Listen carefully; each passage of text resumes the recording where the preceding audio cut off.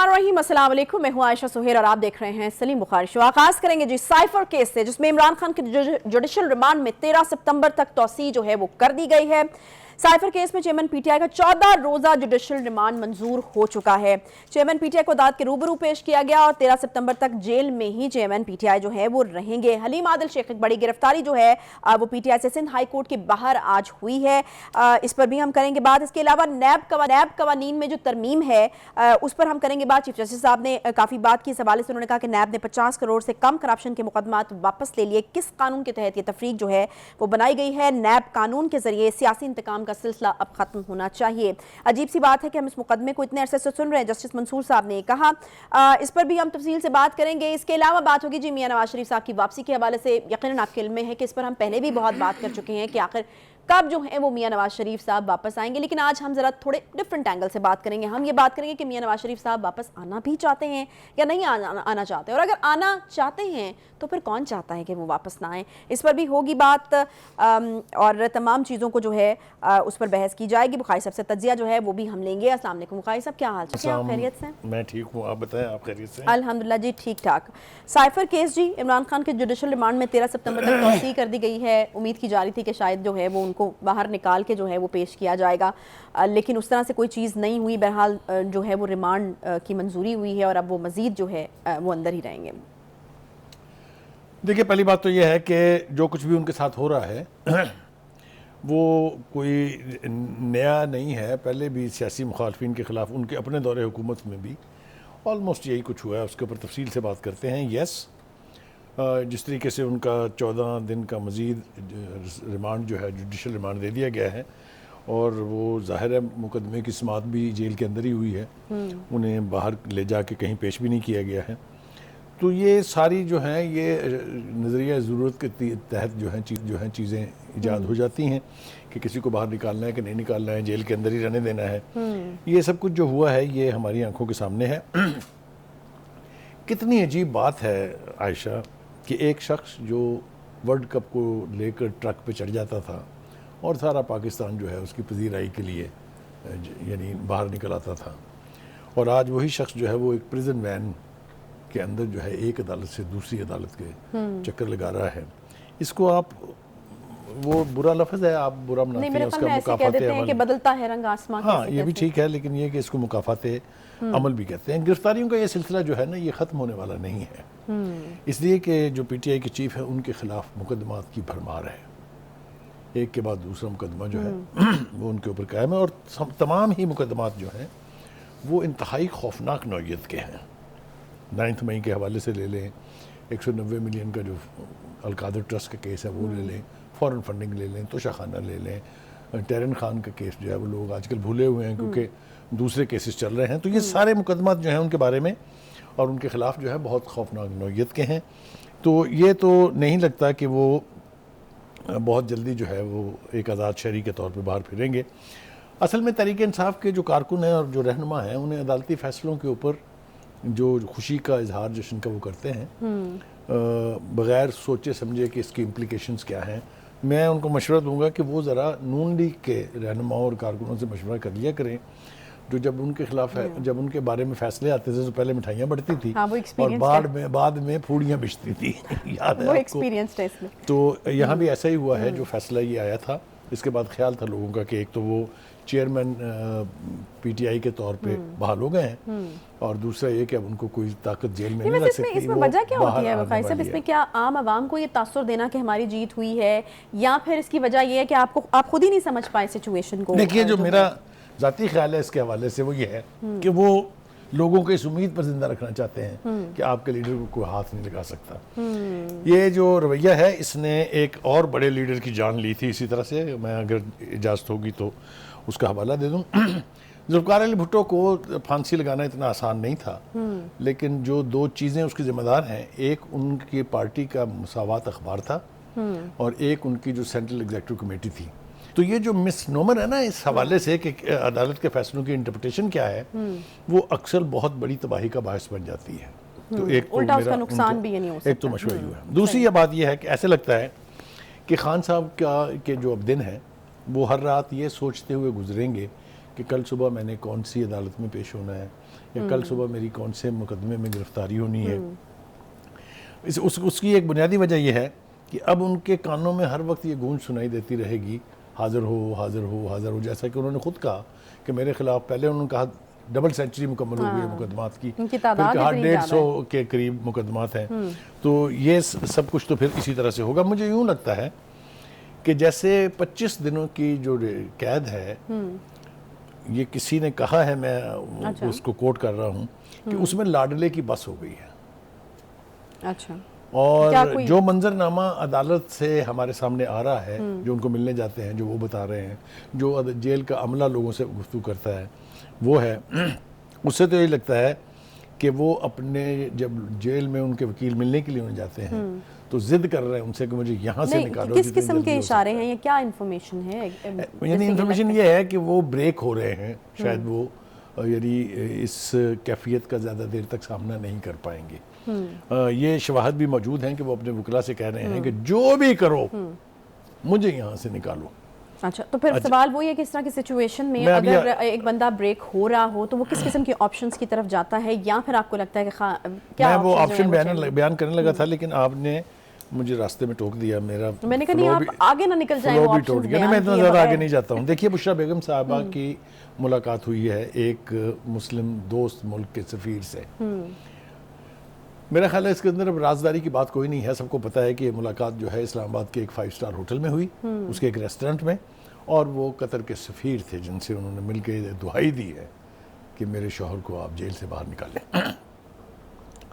फ़र्क सिर्फ ये है कि आपको याद होगा जब जनरल मुशर्रफ के दौर में त्यारा केस में, जाली त्यारा केस में नवाज शरीफ साहब को पकड़ा गया था और सज़ा भी हो गई थी, उनको याद है। पहले तो सज़ाए मौत तक बात जाने लगी थी, फिर वो उम्र कैद तक गई, लेकिन फिर आपने देखा कि कतर हो, सऊदी अरब हो, लिबनान के वज़ीर आज़म हो, ये लोग एक्टिव हुए, कतार अंदर कतार उन्होंने मुतालबा किया, और बिल आखिर सऊदी शहजादा साहब यहाँ से आके उनको एक एग्रीमेंट के तहत लेके चले गए। इनके मामले में ये होने जा रहा है कि नहीं, उसकी भी बहुत सारी वजूहात हैं जो इस वक्त बयान करना जो है मेरे ख्याल से रेलेवेंट नहीं होगा, लेकिन इन्होंने दोस्त ममालिक के अक्सर रहनुमाओं के साथ अपने ताल्लुकात जो हैं उसमें बिटरनेस पैदा कर ली थी। मैं ज़रूरी नहीं समझता इस वक्त कि उसके हवाला दे के नाम लेके बताया जाए, ठीक है, लेकिन मुस्लिम ममालिक में उनके लिए कोई बहुत ज़्यादा गुडविल उनके रवैये की वजह से नहीं रही। नहीं तो आप मकाई साहब, आप ये कह रहे हैं कि ये जो उनके रवैये में या फिर उनकी सोच में तब्दीली आई है, ये जेल जाने के बाद और वहाँ पर वक्त गुजारने के बाद है, क्योंकि उससे पहले तो वो आखिरी जो वो खिताब किया करते थे अपने चैनल के ज़रिए, वहाँ तक कहते रहे हैं कि ये तो आप भूल ही जाएं कि मैं जो है वो यहाँ से कहीं बाहर चला जाऊँ, या इस तरह की कोई चीज़ जो है वो हो, या कोई अग्रीमेंट जो है वो किया जाए। देखिए, वो ये भी कहते थे कि मैं जेल से नहीं डरता, मैं जेल में जाके रह सकता हूँ, लेकिन मैंने तफसील अवॉइड की है। आप मुझे फोर्स कर रही हैं कि मैं आपको उसकी तफसील भी बताऊं। जो उनके मुतालबात है ना कि मुझे क्या क्या दिया जाए, वो तो आपने सुन लिया है ना, वो लिस्ट जो सुप्रीम कोर्ट में पेश हुई है। मेरे ख्याल से सुप्रीम कोर्ट के लिए एक हुक्म जारी करना बाकी रह गया है कि बाकी हर सहूलत तो उन्हें मैसर है, उन्हें अब अटक जेल से वो किसी 5 स्टार होटल मुंतकिल कर दें तो वो कोई बईद नहीं है किसी एक दिन हम ऐसा भी। अच्छा, हो सकता है या कुछ भी हो सकता है ना, इसलिए कि जो उन्हें उनकी सहूलतकारी के लिए अदालतें किस हद तक गई हैं, वो पूरी दुनिया की अदालती तारीख में। तो अब तक तो हो जाना चाहिए ना, अभी दिन कम रह गए। कोशिश तो की जा रही है ना, आप देख नहीं रहे क्या हो रहा है कि इस्लामाबाद हाई कोर्ट हेयरिंग कर रही है, ट्रायल कोर्ट अभी हेयरिंग कर रहा है, सुप्रीम कोर्ट फैसले जारी फरमा रही है। वो एक, मैं जब आ रहा था दफ्तर तो एक साहब हमें मिले, उन्होंने बड़ा अजीबोगरीब तबसरा किया। उनका जी वो सऊदी अरब के शाह जो वली अहद हैं, अच्छा, मोहम्मद बिन सलमान, वो आ रहे हैं। हाँ जी। तो मैंने कहा यार मुमकिन हो सकता है कि वो भी इनकी रिहाई विहाई के लिए बात करें। अच्छा। उनका नहीं जी, वो तो इसलिए आ रहे हैं कि वो कहेंगे कि मैंने इसको घड़ी बदल भाई बनाया था और इसने मेरी घड़ी बेच दी है, इसको तो बाहर ना आने दें। अच्छा। मैंने कहा ना कि जो शख्स अपनी अपनी मर्जी के तबसरे करते हैं। हैविंग सेड ऑल दैट, कोई जी शऊर आदमी नहीं चाहेगा कि एक ऐसा शख्स जो प्राइम मिनिस्टर रहा हो 4 साल तक, एक ऐसा शख्स जिसने पाकिस्तान के लिए बहुत बड़ी इज्जत कमाई हो, वर्ल्ड कप जीता हो, उनके साथ कोई बदसलूकी की जाए। सही। या उनको उनके जो एहतराम ड्यू है उससे कम लेवल के ऊपर ट्रीट किया जाए। ठीक है। लेकिन इसका हरगिज़ ये मतलब भी नहीं है कि वो उस किस्म के एनवायरनमेंट में कैद गुजारे ठीक है। जिस तरह का वो अच्छा, ये अब उनकी लीगल टीम की तरफ से कहा गया कि ओपन कोर्ट में समात जो है वो ये एप्लीकेशन मैंने कहा ना कि ख्वाहिशात के ऊपर तो कोई पाबंदी नहीं है नहीं, ना। तो ये इस पे कोई मतलब मुज़ायका है, मतलब यार लॉजिकल नहीं है। मैं अर्ज करूँ ना, ये क्यों लॉजिकल नहीं है। साइफर एक डिप्लोमेटिक मामला है। जो वजारत खारजा की डिप्लोमेसी है उसकी कुछ बातें ऐसी होती हैं जो अवाम में डिस्कस नहीं हो सकती। अच्छा, तो आप इसलिए ये ट्रायल जो है इन कैमरा हुआ है। ठीक है। जब भी साइफर के ऊपर अदालतों में भी मामला आया तो अदालत ने वहां से जर्नलिस्टों समेत सबको निकाल दिया सिवाय वकला के। तो ये एक नॉर्म्स की बात है कि जब डिप्लोमेसी के हवाले से पाकिस्तान के दूसरे ममालिक से ताल्लुकात के हवाले से डिप्लोमेटिक गुफ्तगू होगी तो वो बरसरे आम नहीं हो सकती। ठीक है। तो मेरा नहीं ख्याल कि इनका ये मुतालबा माना जाएगा। वैसे तो अदालत जो चाहे कर सकती है, पहले भी उन्होंने जो चाहे किया है। दूसरी बात यह है कि जो इस हवाले से करनी चाहिए वो ये कि ये तो मुश्किल में है ही। तकलीफ से बात यह है कि हम अपनी तरफ से कोशिश करते हैं कि लोगों को सही सूरत हाल का इदराक हो जाए। वो फिर हमारे बारे में जिस किस्म की ज़बान इस्तेमाल करते हैं वो तो मेरे ख्याल से बयान भी नहीं की जा सकती यहाँ। नॉट दैट कि उससे मुझे कोई फ़र्क पड़ता है, इसलिए कि वो मर्जी के बादशाह हैं, मैं भी बहुत कुछ कह सकता हूँ उनके बारे में।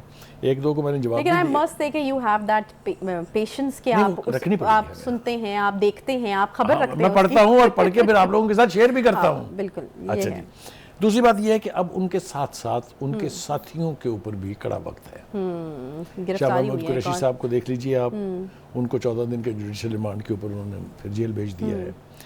अलीम आदिल शेख साहब जिनका आपने बड़ी गिरफ्तारी के हवाले से गुफ्तगू की, वो भी 9 मई के बाद पहली दफ़ा बरसरे मेनी अवाम में आए और आते ही गिरफ्तार हो गए। और वो ये भी कहते हैं कि मैं तो सारी जमानतें लेकर आया था गैर कानूनी, तो वहाँ पे मेरी गिरफ्तारी हुई है, तो अब पता नहीं। करेक्ट। इसी तरह से असद उमर साहब जो है उनको भी बेल तो मिल गई है, लेकिन उनको कहा गया कि वो तफ्तीश में शामिल हो जाएं।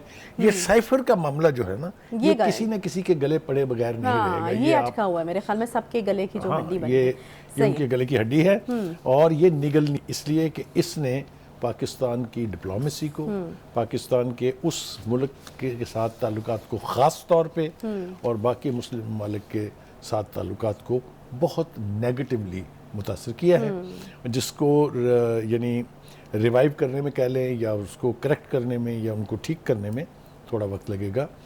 छोटी छोटी हरकतों से बाज़ औक़ात बड़े बड़े नुकसान हो जाते हैं। आपने और ये बड़े लेवल के ऊपर ऑब्वियसली इसका जो इफेक्ट है। जलसे में वो लहरा तो दिया, लेकिन अब आप उसकी कीमत चुका रहे हैं। सही है। एक छोटा सा यहाँ पे ब्रेक ले लेते हैं जी, ब्रेक के बाद वापस आएंगे। नैब कवानीन में तरमीम के हवाले से चीफ जस्टिस साहब ने आज बात की है, काफ़ी इंपॉर्टेंट रिमार्क्स जो हैं वो उनकी तरफ से दिए गए हैं। एक छोटे से ब्रेक के बाद वापस आते हैं, साथ रहिए।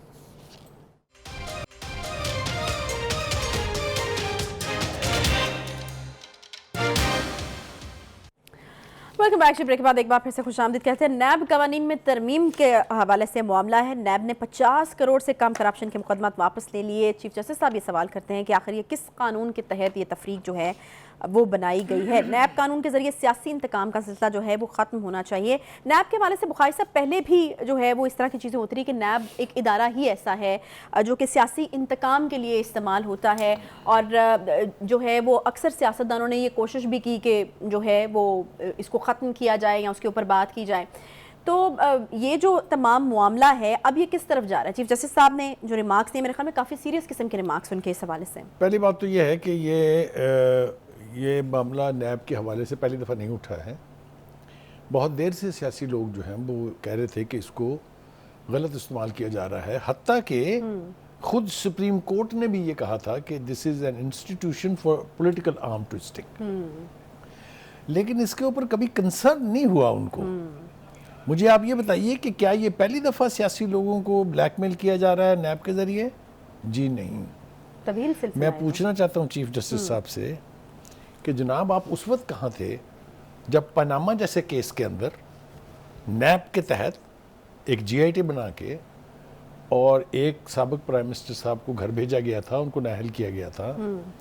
आप तब कहाँ थे जब अहमद फवाद और असद चीमा को 2.5 साल जेलों में रखा गया नैब के जरिए और एक रत्ती कुछ साबित नहीं हुआ?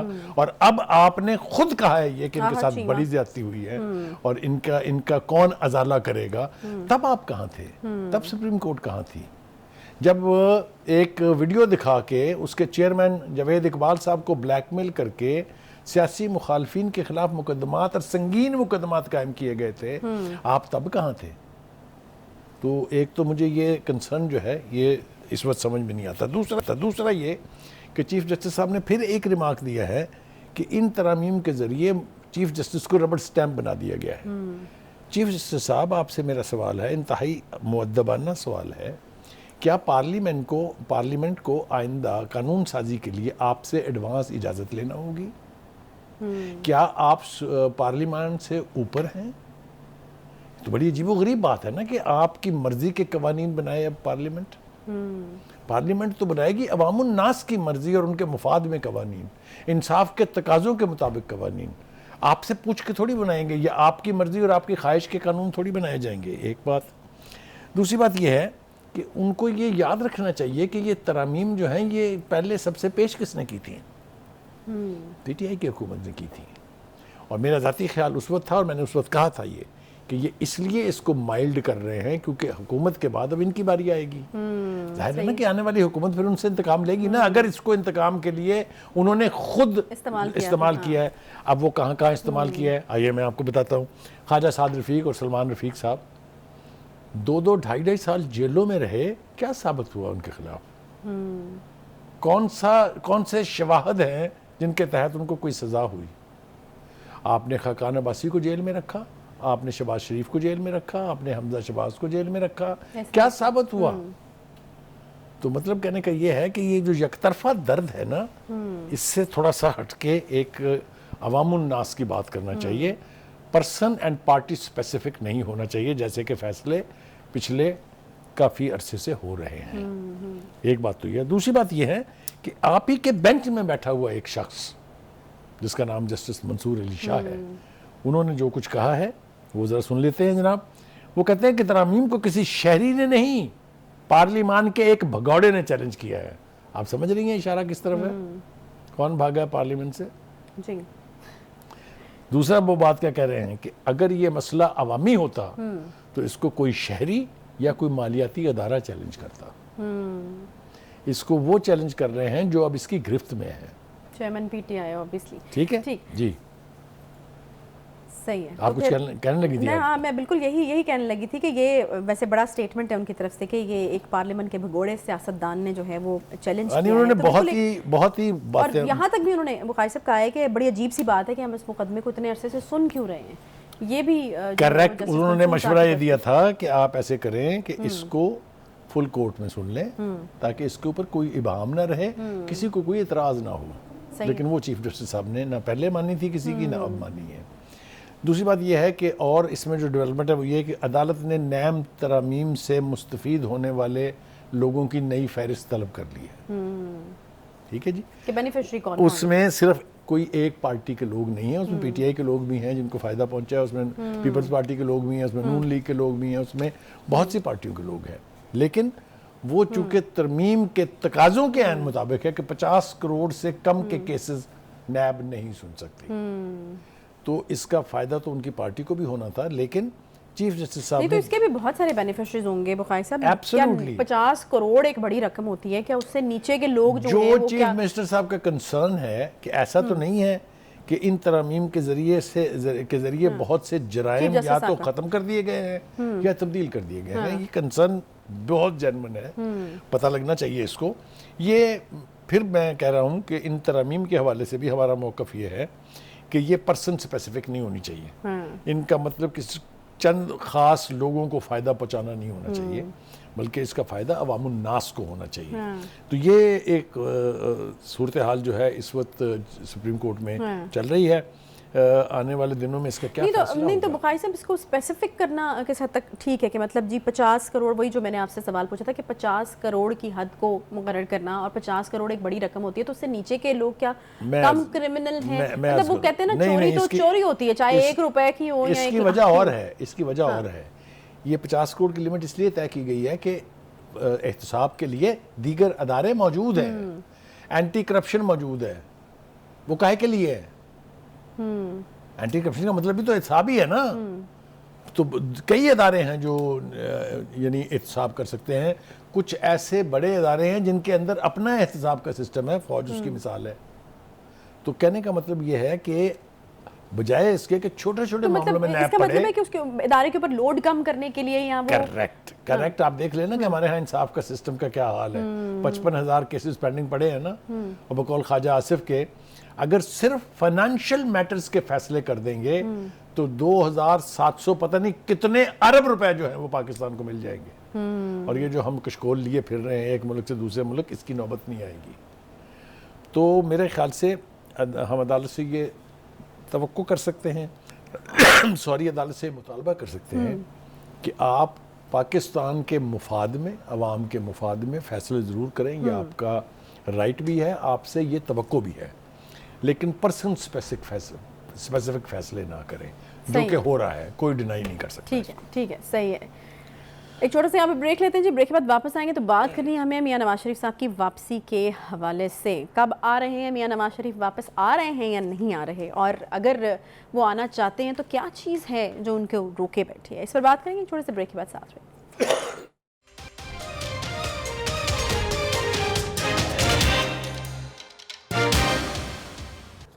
वेलकम बैक जी। मियां नवाज शरीफ साहब कब वापस आ रहे हैं, ये एक बड़ा सवाल है और मेरे ख्याल में इसके ऊपर काफ़ी बात हो भी चुकी है और फिर अब मेरे ख्याल में बात होकर ख़त्म भी हो चुकी है कि आखिर जो है वो क्या कबाहत है, क्या मुज़ायका है कि डेट दे दी जाए, या अब क्या रुकावट है। मतलब बहुत इस बारे में जो है वो उम्मीद की जा रही थी कि जब उनके भाई मियां शहबाज शरीफ साहब वज़ीर आज़म थे तो उनके दौर में उनके लिए आना शायद बहुत ज़्यादा कन्वीनियंट एक चीज़ थी। उम्मीद की जा रही थी कि शायद वो तब वापस आ जाए, लेकिन फिर हमने देखा कि उनका दौर भी ख़त्म हो गया एज अ प्राइम मिनिस्टर, और अब जो है अब वो निगरान हुकूमत जो है वो आ चुकी है। तो अब बुखारी साहब उम्मीद रखी जाए कि अब आ जाएंगे, या फिर जब अच्छा, क्योंकि माना जा रहा था उसको कि जब भाई एज अ प्राइम मिनिस्टर यहाँ पर मौजूद है फिर तो बड़ा आइडियल सिचुएशन थी उनके आने के लिए। क्या मसला है, क्या वो आना भी चाहते हैं या नहीं? मेरे ख्याल से आपकी ये बात दुरुस्त है कि हम इसको आज एक दूसरे एंगल से देखते हैं, एक दूसरे अंदाज से इसको देखते हैं। एक ना शायर बड़े जालिम लोग होते हैं, और कई अरसा पहले बहुत सारी ऐसी बातें कह जाते हैं जो हस्बुल हाल होती हैं और बाज़े मामले पर फिट होती हैं। मिसाल के तौर पर ये इनकी वापसी के हवाले से शायर ने कहा था कि देखा जो खा के तीर कमी गाह की तरफ, अपने ही दोस्तों से मुलाकात हो गई। अच्छा, यहाँ पे इस तरह की सूरत हाल है। तो इसी का जायज़ा लेने की कोशिश करते हैं। पहली बात तो ये है कि जो विच हंट शुरू हुई थी नवाज शरीफ के ख़िलाफ़ जनरल मुशर्रफ के दौर में, वो पनामा से उसका आगाज़ हुआ था। उस वक्त की मिलिट्री इस्टेब्लिशमेंट जो है उसने बाकायदा एक कैंपेन कह लीजिए या एक साजिश कह लीजिए, जो भी लफ्ज़ आप इस्तेमाल करें, उससे उनको इक़्तिदार से फारिग किया।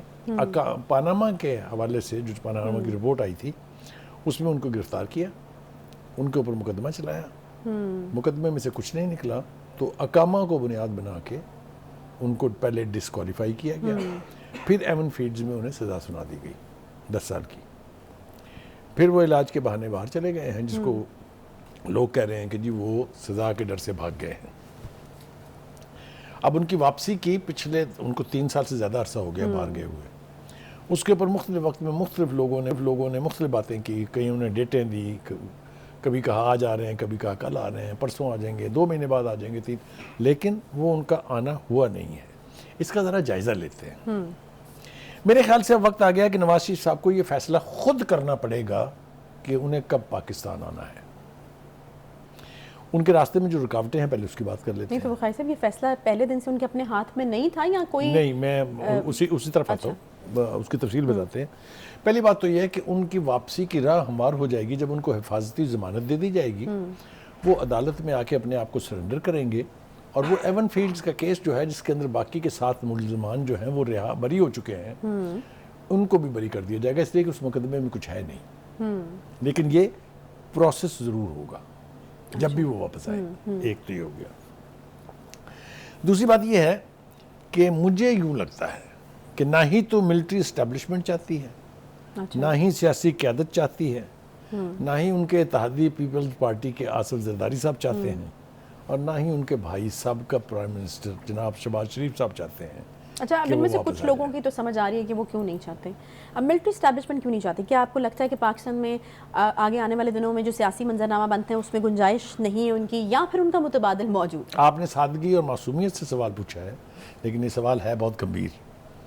देखिए, आपको जज किया जाता है, या ख़ासतौर से मैं कहना ये चाह रहा हूँ कि मिलिट्री इस्टेब्लिशमेंट आपको जज करती है कि आपका ट्रैक रिकॉर्ड क्या है, नवाज शरीफ का ट्रैक रिकॉर्ड ये है खराब कि है। उन्होंने 3 चीफ ऑफ आर्मी स्टाफ्स के साथ पंगा किया, 2 चीफ जस्टिसेज ऑफ सुप्रीम कोर्ट के साथ पंगा किया और नतीजे में 3 दफ़ा हुकूमत भी गवाई। तो उनकी स्टेड फास्टनेस जो है वो मुसल्लमा है। और उसकी आखिरी मिसाल उनका गुजरांवाले का वो खिताब है जिसमें उन्होंने नाम लेके 2 जनरलों से कहा था कि आपको जवाब देना पड़ेगा। वो तज़हीक नहीं थी, वो पॉलिटिकल विक्टिम की एक चीख कह लें आपको, ये एक दुआई थी। अच्छा, ठीक है, उन्होंने किसी को गद्दार नहीं कहा था, उन्होंने किसी को मीर जाफर मीर कासिम नहीं कहा था, ये याद रखें, ये रिकॉर्ड की बात है। ऐसा ही है ना। लिहाजा मैंने इसलिए मिलिट्री एस्टेब्लिशमेंट का नाम लिया कि वो नहीं चाहेंगे कि वो आ जाए, क्योंकि उनको ज़्यादा उनका भाई सूट करता है। अच्छा, तो है ना, मुतबादिल फिर है ना। There you are। ठीक हो गया। अब कौन बात करते हैं कि वो वापस आ जाए? उनमें एक तो उनकी बेटी किसको मरियम सूट नवाज, करता है? किसको सूट एक करता तो है? उनकी मरियम नवाज बेटी हैं, दूसरे राना सनाउल्लाह साहब हैं जिनसे अक्सर हम सुनते हैं कि वो आ जाएंगे। फिर जावेद लतीफ़ साहब हैं, वो उनको कहते हैं कि वो उनके घर के आदमी हैं। शाहिद खान अब्बासी और चंद लोग और जो वक्फे से नवाज शरीफ की वापसी की बात करते रहते हैं।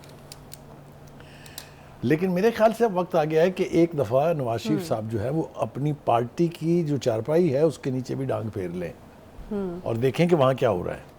कहीं उन्हीं की अपनी पार्टी तो उनकी वापसी में रुकावट नहीं है। अच्छा, अब ये बहुत बड़ी बात कही जा रही है, लेकिन इसका जवाब मैं आपको पेश करता हूँ कि जब कभी भी पार्टी के अंदर, फैमिली के अंदर इस बात पर मुशावरत हुई कि कब नवाज शरीफ साहब को वापस आना चाहिए, तो हमने यक ज़बान हो के सबको यही कहते सुना कि कायदे अवाम अभी आप ना आए, अभी माहौल साजगार नहीं है, अभी सियासी माहौल गर्म है, अभी ये है, अभी ये है, अभी 50 बहानों से उनको आने से रोक के रखा। मैं इसका शाहिद हूँ कि यस, इस तरह के फैसले हुए हैं। और उसके लिए मुख्तलिफ ताबीलें दी जाती होंगी, या फिर कहा जाता होगा कि अभी खतरा है या फिर सूट नहीं करता। उसके बाद जनाब 2 अशखास ऐसे हैं जो पार्टी के लीडर हैं, बड़े सीनियर लीडर हैं, ख्वाजा आसफ और राना सनाउल्लाह, जिन्होंने कहा कि जब तक ज़ीरो रिस्क नहीं हो जाता नवाज शरीफ साहब वापस नहीं आएंगे। लेकिन हमने हाल ही में उनको ये भी कहते सुना है कि अब ज़ीरो रिस्क हो गया है। अच्छा, नहीं वैसे हो गया। वेल, अब ये इसका फैसला तो उस वक्त होगा जब वो यहाँ लैंड करेंगे। अच्छा गाइस, वैसे मतलब अगर आप इतने ज़्यादा कैलकुलेशंस के अंदर पड़ जाते हैं, अभी मतलब मियां नवाज शरीफ साहब के लिए मेरा ख्याल है कि मतलब आप इसके बारे में बेहतर बता सकते हैं कि अब चूँकि इलेक्शन होने वाला है, आपको नहीं लगता कि मतलब अब इतनी ज़्यादा कैलकुलेशंस में पढ़ने की ज़रूरत नहीं है? अब this is the right time कि उनको यहाँ पर होना चाहिए। उससे मतलब अगर वो नहीं होंगे तो उनकी पार्टी को नुकसान होगा, उनके अपने सियासी करियर को नुकसान होगा। आपको नहीं लगता कि बहुत ज़्यादा अगर आप रिस्क वाले चक्कर में पड़ जाते हैं या ज़ीरो रिस्क करने के चक्कर में पड़ जाते हैं या फिर बहुत ज़्यादा कैलकुलेशंस कर रहे होते हैं तो इवेंचुअली उसका नुकसान होता है आपको? जब सूरत हाल ये हो ना कि इस घर को आग लग गई, घर के चिराग से, जब घर के अंदर से कुछ लोग जो हैं वो दूसरी कुव्वतों के साथ मिलके अपने इक़्तिदार को दवाम देना चाहते हो, तो फिर ये इस किस्म की सूरत हाल पैदा हो जाती है जिस तरह की इस वक्त हुई है। जो बात आपने अपने सेगमेंट से वापस आते ही कही, उसको मैं थोड़ा सा आगे ले जाना चाहता हूँ। आपने बिल्कुल ठीक कहा कि भाई वज़ीर आज़म था, भाई उस वक्त क्यों नहीं आया? वो तो जो फैक्टर मैंने बयान किया, अब ज़रा उनको जहन में लाइए आप कि भाई वज़ीर आज़म हो और भाई वापस ना आ सके, तो ये सारी कुव्वतें जो हैं ये उसके खिलाफ थी और भाई इन तमाम कुव्वतों का मोहताज था। सही है। मिलिट्री पीपल्स पार्टी के मोहताज थे बिकॉज 13 जमाती इत्तेहाद था। मिलिट्री एस्टेब्लिशमेंट के मोहताज थे क्योंकि इमरान खान से निजात दिलाने में उन्होंने मदद की। समझ आ रही है बातें कि नहीं आ रही हैं कि मजीद तफसील में जाऊँ?